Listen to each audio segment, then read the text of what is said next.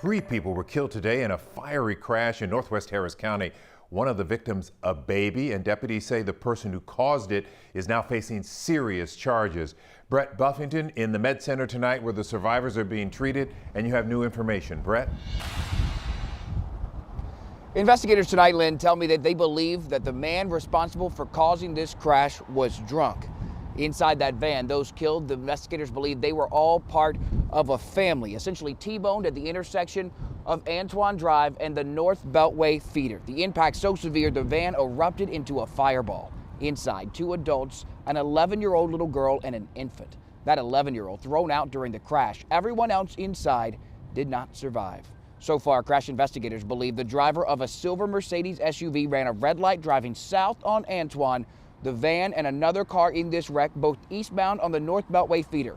According to investigators, that driver hit the car, causing it to spin out before slamming into the van.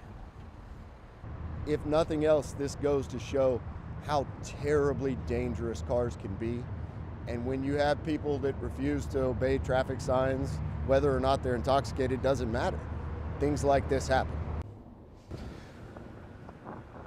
That violent wreck, it sent 4 people to the hospital. 3 of those victims at 2 trauma centers here in the Texas Medical Center. Among them, the driver responsible tonight charged with intoxicated manslaughter and 2 counts of intoxication, assault a passenger in the silver Mercedes, and that 11-year-old little girl, both with life-threatening injuries.